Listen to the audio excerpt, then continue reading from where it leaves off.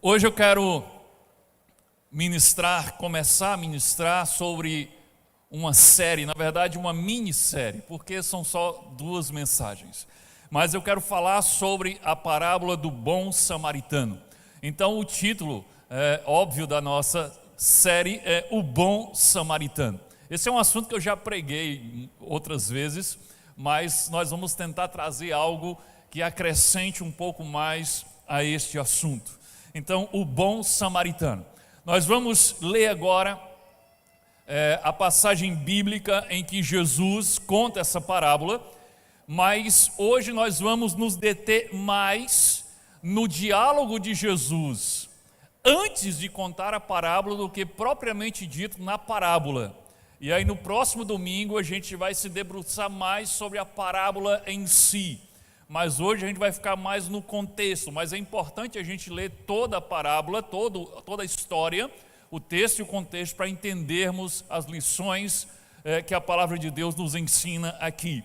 Então o Evangelho de Lucas, no capítulo 10, versículo 25 ao versículo 37. Evangelho de Lucas, capítulo 10, nós vamos ler do versículo 25 ao versículo 37, você pode acompanhar a leitura aí na tela, na versão da NVI.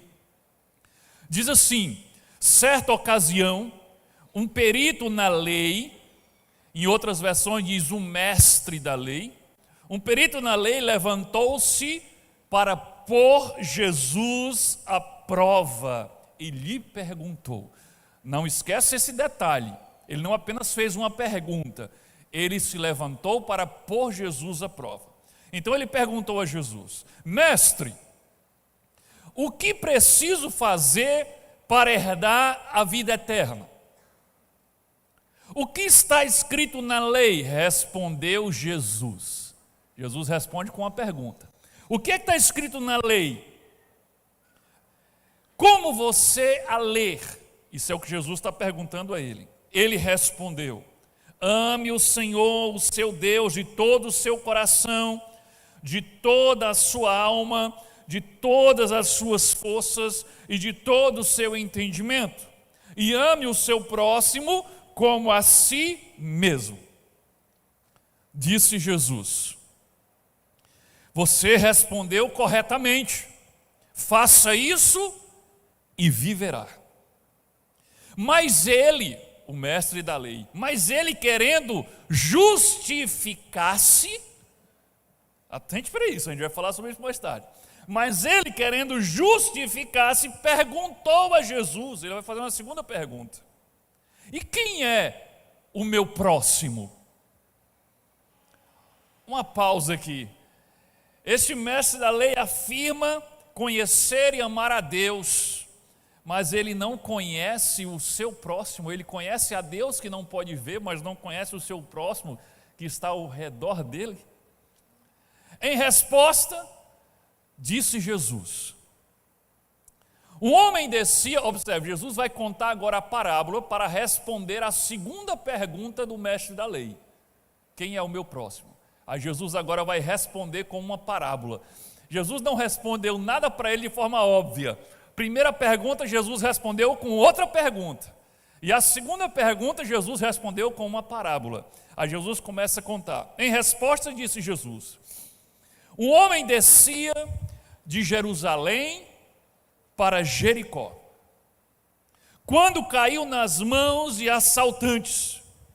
Estes lhe tiraram as roupas, espancaram-no e se foram, deixando quase morto.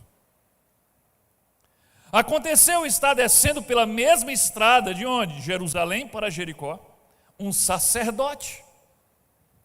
Quando o viu, passou pelo outro lado. E assim também um levita. Quando chegou ao lugar e o viu, passou pelo outro lado. Mas um samaritano, estando de viagem, chegou onde se encontrava o homem, e quando o viu, teve piedade dele. Mais um parênteses aqui que eu quero abrir. Atente para esse caminho. Não foi à toa que Jesus escolheu, entenda, a parábola é uma história que Jesus criou para ilustrar uma verdade que ele queria ensinar para o mestre da lei e para quem estava ouvindo a ele. E Jesus não criou essa história neste caminho de Jerusalém para Jericó à toa. O que é que tinha em Jerusalém? O templo, o lugar da adoração. E em Jericó era a morada dos sacerdotes e levitas. Sacerdotes eram os líderes religiosos e os levitas eram os cantores, os que serviam no culto.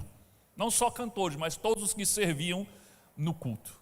Observe que vindo de Jerusalém para Jericó, eles estavam vindo de onde? O que Jesus quis ilustrar, eles estavam vindo do templo, estavam indo para casa. No caminho encontraram o homem ferido. O sacerdote, o levita, ao ver o homem ferido, passa pelo outro lado. O samaritano é que vai fazer alguma coisa. Aproximou-se, isso é o que o samaritano fez, aproximou-se, enfaixou-lhe as feridas, derramando nelas vinho e óleo. Depois colocou sobre o seu próprio animal, levou-o para uma hospedaria e cuidou dele.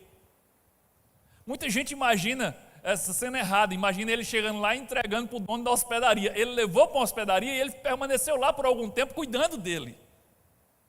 No dia seguinte, ele passou a noite lá cuidando do homem. No dia seguinte deu 2 denários ao hospedeiro, ao dono da hospedaria, e disse-lhe: cuide dele.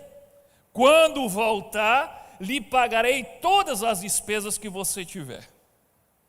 Qual destes 3 você acha que foi o próximo do homem que caiu nas mãos dos assaltantes? Aquele que teve misericórdia dele, respondeu o perito na lei. Jesus lhe disse: vá e faça o mesmo. Deus amado, em nome de Jesus, nós pedimos a tua graça e a tua misericórdia sobre nós neste momento. Deus, tem misericórdia de mim que estou aqui com a responsabilidade de pregar a tua palavra. Me enche do teu Espírito Santo, derrama sobre mim, Deus, discernimento, sabedoria e autoridade vinda do alto. Me usa, Deus, como um instrumento e apesar de mim, fala com cada pessoa que está ouvindo essa palavra agora. Em nome de Jesus, toca os nossos corações, nos faz entender a tua vontade e nos dê forças para viver a tua palavra. Nós oramos assim em nome de Jesus. Amém.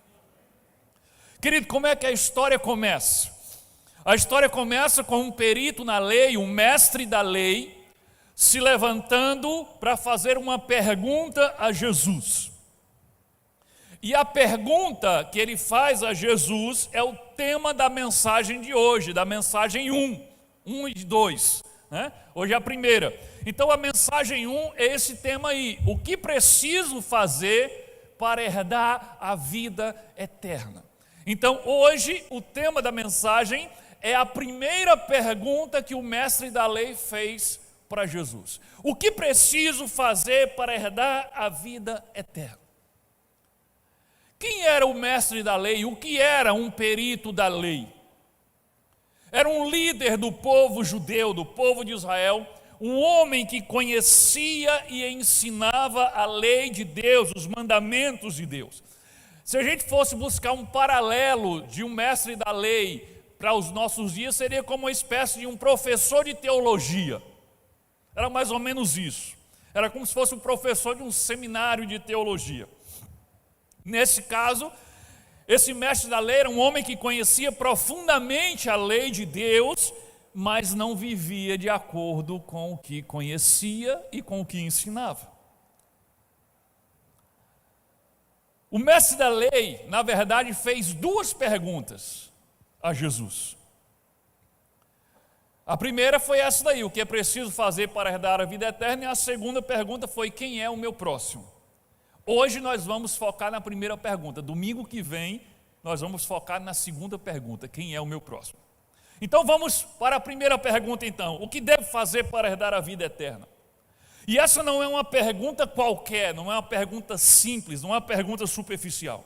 Essa pergunta é sobre o assunto mais importante da existência humana: a vida eterna. Se você viver 100 anos aqui nessa terra e você não descobrir como herdar a vida eterna, a sua vida terá sido um grande fracasso, porque você vai perder toda a eternidade, você vai deixar de receber a vida eterna. Então o problema aqui não estava na pergunta que o mestre da lei fez para Jesus, a pergunta era excelente. O problema estava na intenção do mestre da lei ao fazer a pergunta para Jesus. Você lembra qual era a intenção do mestre da lei ao fazer essa pergunta? Ele estava querendo aprender alguma coisa nova com Jesus? Absolutamente não. Ele achava que já tinha a resposta. Ele queria testar Jesus, ele queria pôr Jesus à prova, ele queria envergonhar e desmascarar Jesus na frente dos seus discípulos e na frente da multidão. O mestre da lei está sendo irônico, esse perito da lei está sendo irônico quando ele chama Jesus de mestre. A verdade é que ele não considerava Jesus um mestre, mas ele estava tentando provar que Jesus não era um mestre de verdade. Quando Jesus percebeu que não se tratava de um homem sedento pela verdade, mas sim de um professor orgulhoso e arrogante que achava que já sabia de tudo, Jesus não lhe deu uma resposta. Como resposta, Jesus lhe deu outra pergunta. Você não é o sabidão? Você não sabe de tudo? Então não vou lhe dar uma resposta. Jesus lhe dá outra pergunta, na verdade duas perguntas juntas. Ok, mestre da lei, aqui vai uma pergunta para o senhor. E aí Jesus diz: o que é que está escrito na lei? E Jesus faz a segunda pergunta emendada: como você a ler? Atenta para isso. Jesus está dizendo assim para ele, a pergunta de Jesus é: o que é que está escrito na lei? Ele diz: como é possível, o que é preciso fazer para herdar a vida eterna? Jesus responde: o que é que está escrito na lei? Como é que você entende o que está escrito na lei?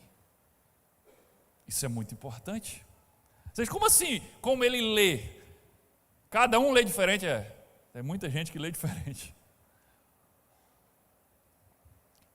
Tem muita gente que lê e entende do seu próprio jeito, a sua conveniência, moldando a Bíblia aos seus próprios pecados e convicções. E Jesus conhece o coração daquele mestre da lei. O que é que está escrito na lei? Como é que você entende? Como é que você a lê? E qual é a resposta do mestre da lei? Como um mestre da lei, como um perito da lei, ele realmente tinha uma resposta boa, ele tinha uma resposta correta. Imediatamente o homem sabe qual parte da Escritura ele deveria citar para Jesus. Qualquer um de nós, ao ser perguntado sobre o que é que está escrito na lei, nós provavelmente citaríamos Êxodo 20 ou Deuteronômio 5, onde existe as clássicas listas dos 10 mandamentos. Então, se Jesus pergunta para mim e diz: Micaías, o que é que está escrito na lei? Provavelmente eu vou citar Êxodo 20, citar os 10 mandamentos lá em Êxodo 20. Mas Êxodo 20, Deuteronômio 5, é para amadores. Aquele homem era um perito na lei, era um doutor na lei. E ele não vai citar Êxodo 20, nem Deuteronômio 5. Ele vai citar outras duas passagens bíblicas, onde o próprio Deus resume os seus 10 mandamentos em 2. Ele vai citar Deuteronômio 6 e Levítico 19. Vamos ler em Lucas, mas ele está citando, ao responder Jesus, ele está citando o texto do Antigo Testamento em que Deus resume os mandamentos em 2. Olha só, Lucas 10, 27, ele diz assim: ele respondeu: ame o Senhor. Tem muita gente que pega isso aqui isolado e pensa que foi Jesus que disse isso. Nessa passagem aqui foi o doutor da lei que respondeu a pergunta de Jesus dizendo isso, citando o texto bíblico do Antigo Testamento. Ame o Senhor, seu Deus, de todo o seu coração, de toda a sua alma, de todas as suas forças, de todo o seu entendimento, e ame o seu próximo como a si mesmo. Então ele deu uma aula de conhecimento bíblico. Então Jesus diz a ele o que todo aluno gostaria de ouvir. Jesus disse: respondeste corretamente. Está correta a sua resposta.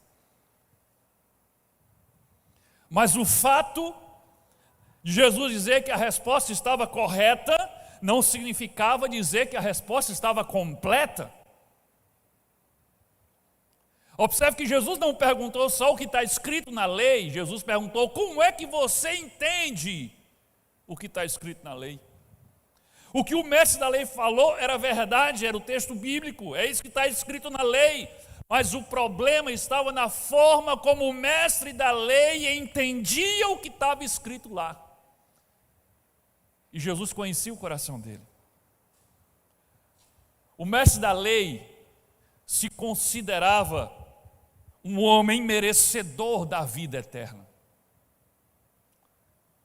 O mestre da lei entendia que, ao cumprir toda a lei, ele passava a merecer a vida eterna. E é por isso que Jesus já sabia onde estava o problema. Estava no orgulho, na arrogância e na cegueira espiritual daquele homem.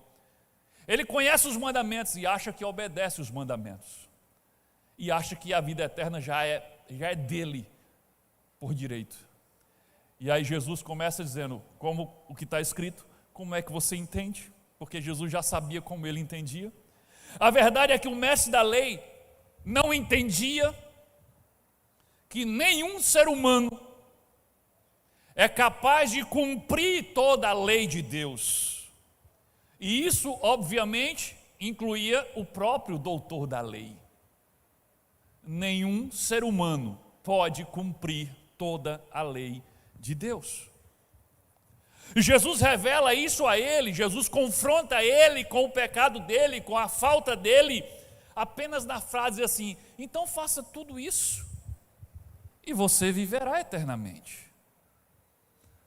Queridos, Jesus está dizendo para ele: ok, é isso que diz a lei, está correto, agora viva essa lei, cumpra essa lei todinha, tudo isso, e você terá vida eterna.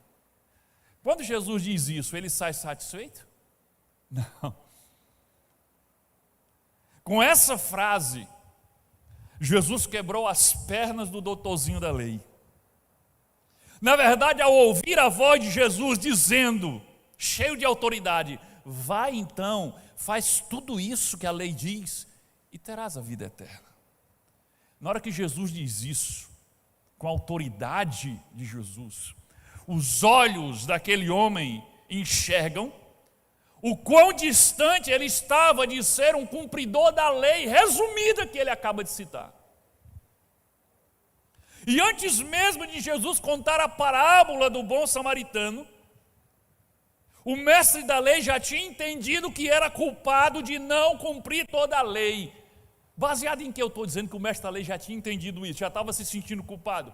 Com base no que segue o texto. Vocês lembram do detalhe? Lembram que depois que Jesus diz, ok, então vai, faz tudo isso e tem vida eterna, o que é que o mestre da lei faz? Ele faz uma segunda pergunta, não é? Ele faz uma segunda pergunta. A segunda pergunta é: quem é o meu próximo? Mas vocês lembram qual foi agora a intenção que levou o mestre da lei a fazer essa segunda pergunta? A primeira pergunta todo mundo lembra. Ele fez com qual intenção? Pôr Jesus à prova, envergonhar Jesus, provar que Jesus não era o mestre. Mas a segunda pergunta que ele faz também querendo pôr Jesus à prova? Não. Lembra aí o texto, Lucas 10, 29. Olha só. Mas ele, querendo justificar-se, perguntou a Jesus: e quem é o meu próximo? Observe, ele resumiu os mandamentos, né? Ele citou o texto que diz: ama a Deus acima de todas as coisas e ame ao próximo como a ti mesmo. Jesus olha para ele com aquele olhar fulminante que vai na alma dele, e ele se sentiu ali despido na frente de Jesus. Aí Jesus diz: então vai e faz isso. Ele já entendeu, eu não faço. Aí ele tentando o quê? Se justificar, ele diz, mas espera aí, quem é o meu próximo? Entendeu? Alguém só tenta se justificar quando ele se sente injusto. Aquele homem começou a conversa com Jesus em cima de um pedestal, se achando o homem mais direito do mundo. Mas o olhar de Jesus, que entra na alma dele, que sonda o coração dele, revela que ele não cumpria os mandamentos. E agora ele está desesperado, tentando se justificar, mas já era. A luz de Jesus já havia revelado o pecado e a falta dele. A casa caiu para o doutor da lei. Ele veio desmascarar Jesus e foi desmascarado. Ele veio para testar Jesus e foi testado e reprovado. Ele veio para julgar Jesus e de repente ele se deu conta que estava diante daquele que sonda os corações, que enxerga dentro da alma e que julgará toda a humanidade. Jesus colocou o mestre da lei diante dos mandamentos de Deus, diante dos mandamentos que ele, o mestre, conhecia, mas não obedecia.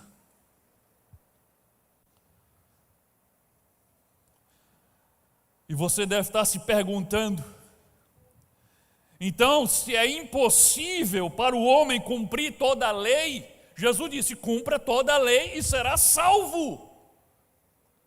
Mas se é impossível ao ser humano cumprir toda a lei, como poderemos então herdar a vida eterna?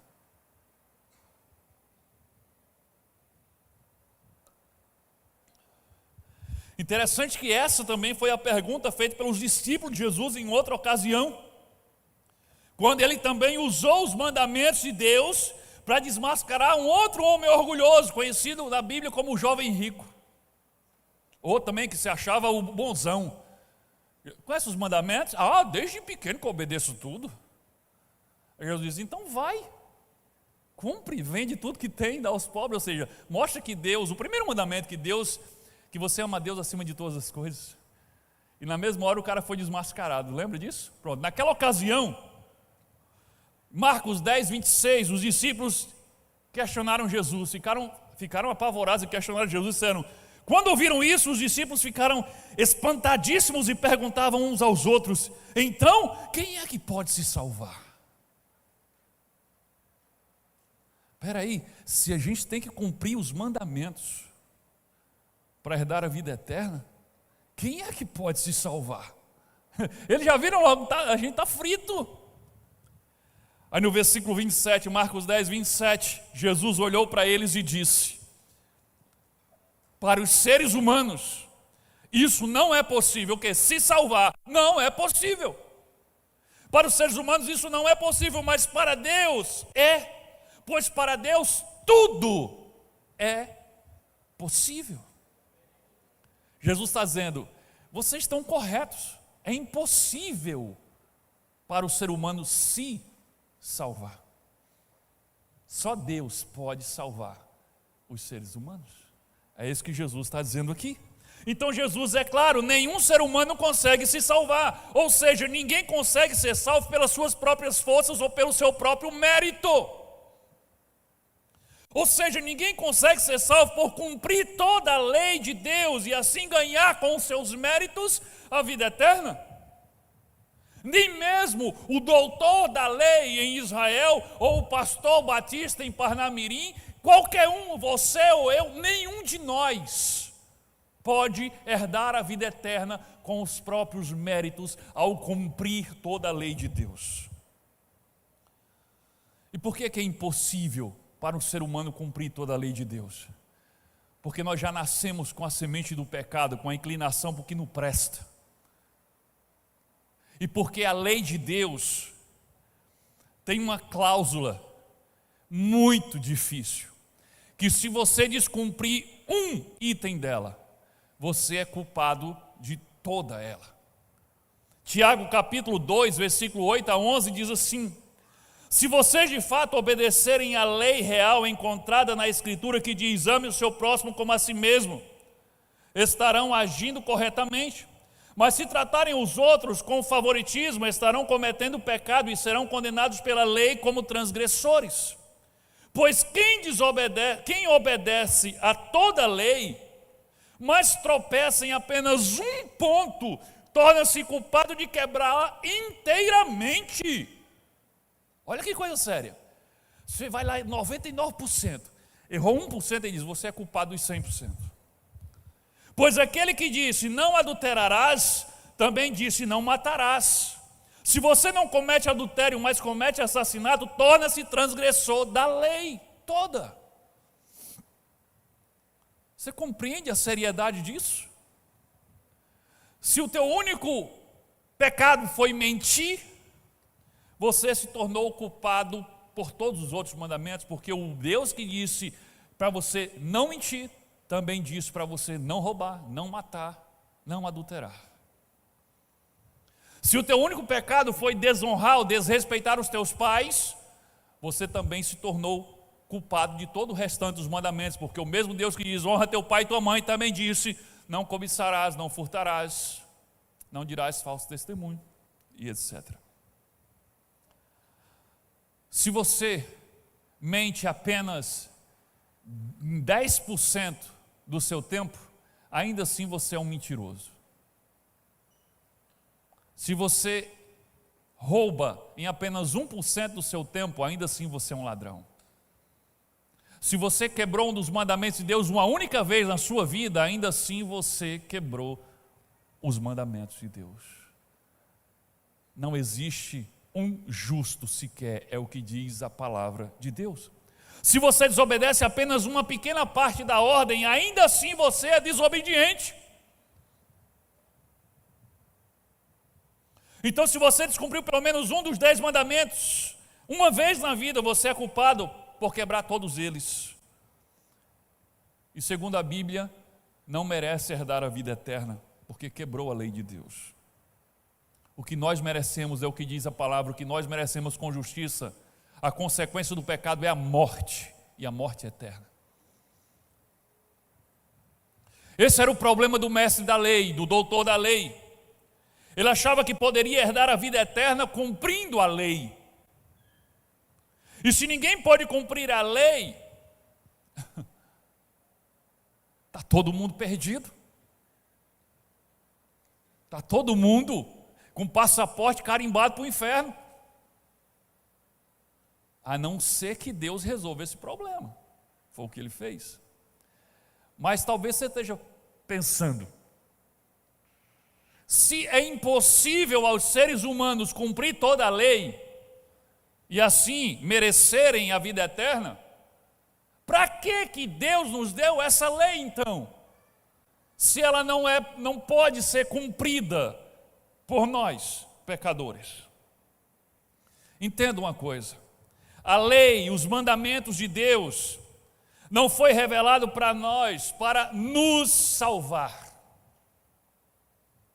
Mas a lei foi dada a nós, revelada a nós, para nos mostrar o quão perdidos e distantes de Deus nós estamos. É o que eu já disse aqui inúmeras vezes. Os mandamentos de Deus é o espelho da alma que Ele mandou para nós. Ele fez isso com o jovem rico. Olha aqui os mandamentos. Vai, obedece. Aí o cara, não dá. O mestre da lei, você lembra do que diz a lei, o que diz a lei? Aí, vai e faz. Quem é o meu próximo? Eu não sei quem é. Os mandamentos são o espelho da alma. Olha só o que diz Romanos capítulo 3, versículo 19 ao 20. Nós sabemos que tudo o que a lei diz é dito para os que vivem debaixo da lei. Isso a fim de que todos, o objetivo, a lei nos dá para quê? Para que todos parem de se justificar. A fim de que todas as pessoas do mundo fiquem debaixo do julgamento de Deus. Para mim, estou vendo o doutor da lei aqui.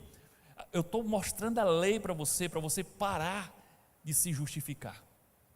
E para você entender que você está debaixo do julgamento de Deus. Ele diz: pois ninguém é aceito por Deus por fazer o que a lei manda. Por quê? Porque ninguém consegue. Porque a lei faz com que as pessoas saibam que são pecadoras. O objetivo da lei é esse: fazer com que as pessoas saibam que elas são pecadoras. Está todo mundo cego nos seus deleites e pecados mundanos, achando que estão vivendo bem e que Deus tem a obrigação de abençoá-los e de salvá-los porque eles são bons. E aí Deus chega com os seus mandamentos, que é a revelação do caráter de Deus, da essência de Deus, e Deus mostra: dá uma olhada aqui, agora olha para a sua alma e olha para esses mandamentos, vê como você está sujo, vê como você está perdido, vê como você está andando e vivendo distante de mim, vê como dessa forma você não pode ter comunhão comigo. E aí nós descobrimos que não prestamos, nós descobrimos que somos pecadores, nós descobrimos que estamos perdidos e que nós precisamos de salvação. Então, desde o início, quem salva o homem pecador dos seus pecados não é a lei, mas é a graça. Desde antes de Jesus é a graça. Era o sacrifício de um cordeiro inocente que era sacrificado lá em Israel, que promovia o perdão do pecado. O doutor da lei achava que a salvação estava no cumprimento da lei, mas a salvação estava no cordeiro que era sacrificado e que morria no lugar do pecador arrependido que oferecia o sacrifício de um cordeiro. Toda vez que alguém humildemente, arrependido, reconhecia que tinha falhado em cumprir a lei de Deus e oferecia um cordeiro puro, perfeito, em sacrifício pelo seu pecado, aquele cordeiro estava morrendo no lugar dele, pagando a dívida do pecado dele, e aquele cordeiro estava apontando para quem? Para Jesus. Cada vez que um cordeiro era oferecido como sacrifício por um pecador arrependido, os pecados daquele pecador estavam sendo depositados na cruz de Cristo, que viria para ser o Cordeiro de Deus. E quando Jesus veio em carne, pagou toda essa dívida na cruz, ele pagou pelos pecados de todos os que viveram antes dele, que pela fé sacrificaram cordeiros, e também pagou os pecados de todos que vieram depois dele, que pela fé creram que ele é o Cordeiro. Olha o que diz Romanos capítulo 3, versículo 21 ao 26. Olha que clareza aqui na nova tradução da linguagem de hoje. Atente para esse texto aqui é um resumo da soteriologia, da salvação. Mas agora, Deus já mostrou que o meio pelo qual ele aceita as pessoas não tem nada a ver com a lei. A lei de Moisés e os profetas dão testemunho do seguinte: Deus aceita as pessoas por meio da fé que elas têm em Jesus Cristo. É assim que ele trata todos os que creem, pois não existe nenhuma diferença entre as pessoas. Todos pecaram, olha aqui, todos, mestre da lei, todos pecaram e estão afastados por causa do pecado da presença gloriosa de Deus. Mas pela sua graça e sem exigir, Deus aceita todos como? Por meio de Cristo Jesus. É o único meio pelo qual Deus aceita o pecador, por meio de Cristo Jesus, que os salva. Deus ofereceu Cristo como sacrifício, para que pela sua morte na cruz, Cristo se tornasse o meio de as pessoas receberem o perdão dos seus pecados. Não poderia ser mais claro do que isso. Cristo foi oferecido pelo próprio Deus como cordeiro que seria sacrificado para pagar o nosso pecado. Desde o início Deus sabia, a lei só poderia ser cumprida por uma única pessoa, Jesus Cristo. Mateus 5,17, olha o que Jesus diz: Não pensem que vim abolir a lei ou os profetas. Ou seja, eu não vim abolir o que a lei diz ou o que os profetas ensinaram. Não vim abolir, mas vim cumprir. Uma das coisas que Jesus veio fazer aqui na terra foi cumprir toda a lei. Aquela mesma lei que nenhum de nós é capaz de cumprir. Por que Jesus tinha que cumprir toda a lei? Veja bem, Jesus precisava atender 2 requisitos de Deus para se habilitar a ser o substituto legal dos homens diante de Deus. Porque o homem, o ser humano, estava em falta com Deus, em transgressão contra Deus, porque havia quebrado a lei de Deus. E a punição que o homem receberia é o quê? Morte eterna. Jesus veio para se colocar no meio, entre nós e Deus, e dizer: lance sobre mim o castigo que estava reservado para eles, e lance sobre eles o perdão que eles não merecem. Mas para que Deus, como justo juiz, aceitasse Jesus como esse substituto legal, Jesus precisava cumprir 2 requisitos. O primeiro deles eu falei aqui no Natal, quando eu ministrei aqui no culto de Natal. O primeiro requisito é: para ser o substituto legal dos seres humanos, Jesus precisava se tornar humano. Somente um homem de carne e osso poderia ser o substituto dos homens de carne e osso. Por isso que ele se fez carne, por isso que ele foi gerado no ventre de Maria e ele nasceu como um bebê. O segundo requisito que ele tinha que cumprir para ser aceito por Deus como um substituto legal, para nos dar a salvação e levar sobre ele o pecado, a culpa do pecado. Ele precisava cumprir toda a lei que nós não conseguimos cumprir. E aí Jesus está dizendo: eu vim para cumprir essa lei. E aí ele se fez carne, se fez homem como nós, foi tentado como nós somos tentados e até mais, mas ele resistiu e jamais pecou. Então Jesus veio para cumprir toda a lei que nós não conseguimos cumprir. E isso o qualificou para ser o Cordeiro de Deus, aquele que vai tomar o nosso lugar e dizer: eu cumpri a lei, eu sou digno diante do Senhor e eu me coloco no lugar deles. Lance sobre eles a minha pureza e lance sobre mim a culpa deles. E lance sobre mim o castigo que estava reservado para eles. É por isso que o profeta Isaías, quando falava de Jesus, dizia: o castigo que nos traz a paz com Deus, estava sobre ele, Jesus. É por isso que João, quando estava no Jordão batizando e avistou Jesus, lá no Evangelho de João, capítulo 1, versículo 29, ele diz: no dia seguinte, João viu Jesus aproximando-se e disse: vejam, é o Cordeiro de Deus que tira o pecado do mundo. Ali o Espírito Santo toma o João, e o João ele faz essa revelação: aquele é o Cordeiro. Todo mundo entendeu o que era isso. Para a gente isso é estranho, mas para o povo de Israel que sacrificava cordeiros para serem perdoados dos pecados, todo mundo entendeu o que queria dizer com aquele é o Cordeiro, que vai tirar o pecado. Tirar o pecado em todos os sentidos, começando tirando a punição do pecado. E depois, quando formos para a glória, tirar a presença do pecado de nós, que receberemos um corpo transformado e glorificado, onde o pecado não habitará mais. Então Jesus é o Cordeiro de Deus que veio tirar de uma vez por todas o pecado do mundo.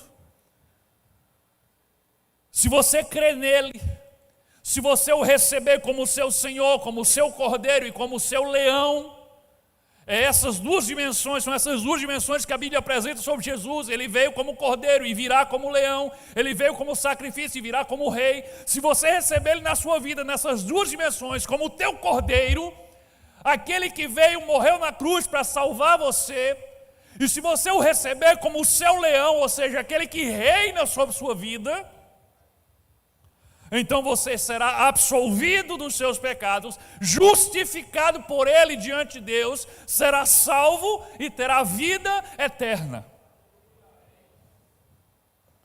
E é exatamente isso que acontece até hoje e acontecerá enquanto a humanidade existir. Quando somos expostos aos mandamentos de Deus, somos confrontados, desmascarados, reprovados, constatamos que somos culpados e estamos condenados, porque é para isso que a lei serve, para mostrar que somos culpados, que estamos perdidos, que estamos condenados e que precisamos de um cordeiro que nos substitua diante de Deus. E aí nós temos a oportunidade de crer em Jesus. O problema com o mestre da lei é que ao ser exposto aos mandamentos de Deus e constatar que ele constatou a sua própria culpa e incapacidade de cumprir os mandamentos, ao invés de confessar a sua culpa e arrepender-se dos seus pecados, ele tentou se justificar. Lembra? Tentando se justificar, ele perguntou: quem é o meu próximo?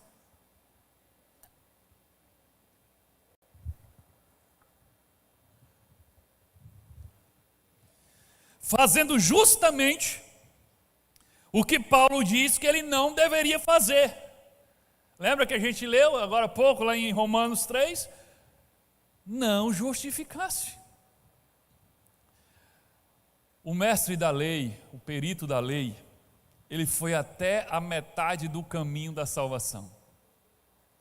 Mas depois ele se perdeu novamente.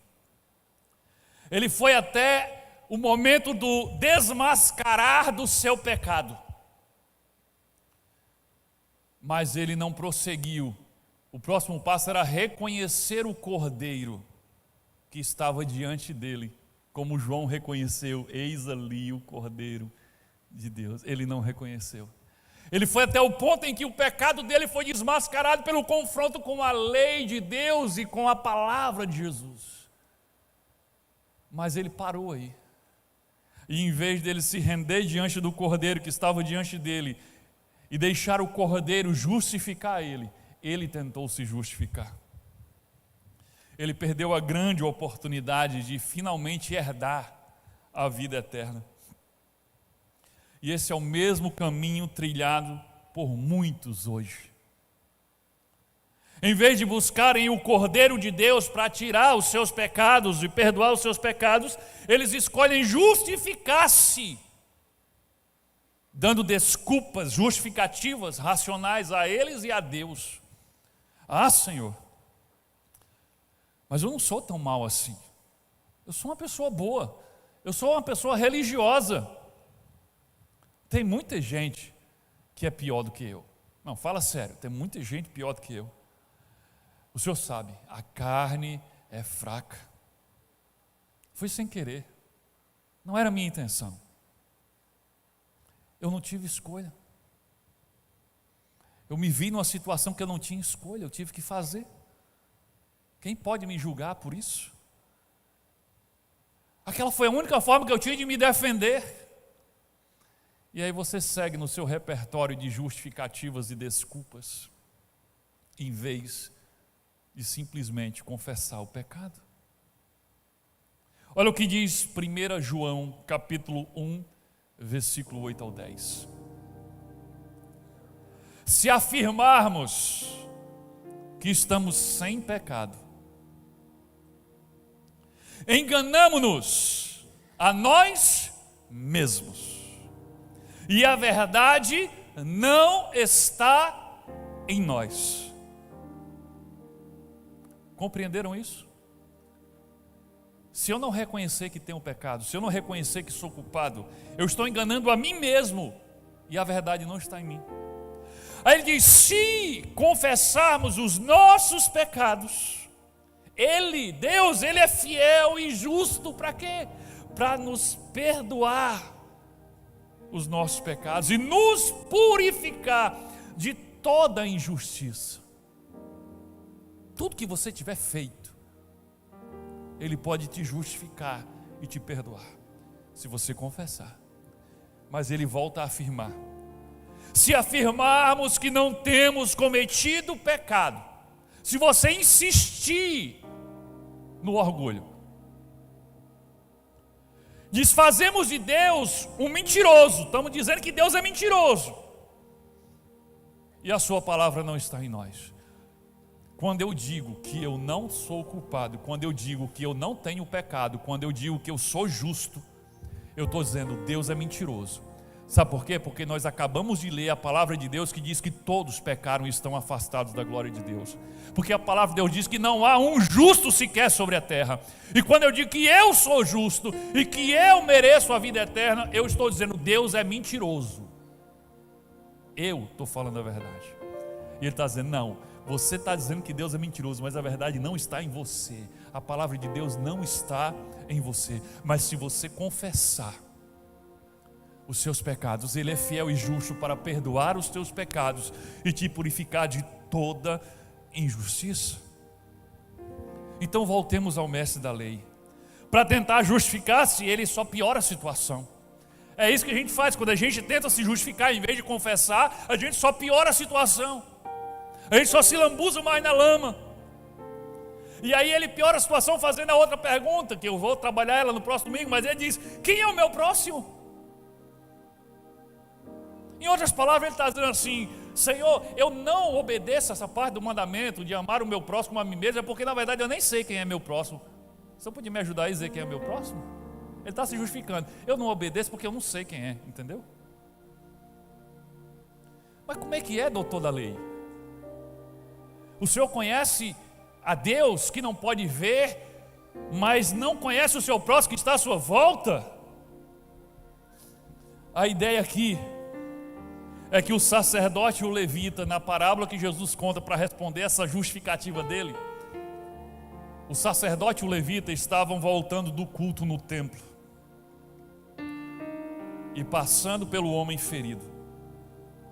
Talvez eles estivessem com o peito cheio de orgulho, sensação de dever cumprido. Já fizemos a nossa obrigação religiosa. Igual você sai do culto aqui: eu já fiz a minha obrigação, já fui no culto essa semana. Eles vinham quase que voando uma espiritualidade. E aí Jesus está dizendo com essa parábola que se a sua religiosidade, se o seu conhecimento da lei de Deus não serve para te tornar o próximo dos feridos, dos caídos, dos aflitos, dos doentes, dos desamparados, dos perdidos, então essa sua religiosidade e esse seu conhecimento bíblico não serve para mais nada.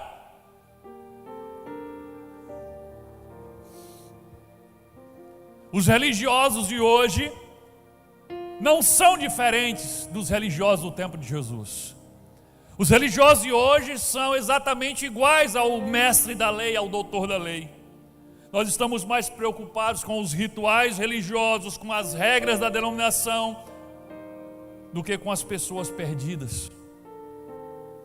Entenda, a minha semana após o culto de domingo é o meu caminho de Jerusalém para Jericó. Entende essa comparação? A minha semana, que vai seguir ao culto de hoje, é o meu caminho de Jerusalém para Jericó. E nesse caminho eu vou encontrar muitos homens caídos, perdidos, aflitos. E a questão é: a minha estada no culto de domingo vai afetar a minha forma de enxergar e de me relacionar com os caídos? A atitude dos religiosos diante daquele homem ferido denuncia que a estadia deles no templo não influenciava o comportamento deles fora do templo. E isso é trágico. Pense nisso. Eu quero que você saia daqui pensando nisso. A sua estadia no culto tem influenciado o seu comportamento fora do culto? A sua semana, que é o seu caminho de Jerusalém para Jericó, está sendo diferente por conta do tempo que você esteve aqui, do que você ouviu aqui, do que você fez aqui? Pense nisso. Para concluir, se você se identificou, assim como eu, se você se identificou com o mestre da lei, com o doutor da lei, com aqueles da parábola, eu não pareço com o bom samaritano. Eu me pareço muito mais com o sacerdote e com o levita, que representavam o doutor da lei. É com eles que eu me identifico mais. Não sei, se você se identifica mais com o bom samaritano, amém pela sua vida. Mas se assim como eu, você se identifica mais com o doutor da lei, com o sacerdote, com o levita, sabe aquele que costuma passar de largo pelo outro lado? Então eu aconselho a você que trilhe o resto do caminho que o doutor da lei não trilhou. Não tente se justificar agora que os mandamentos desmascararam você. Não tente se justificar.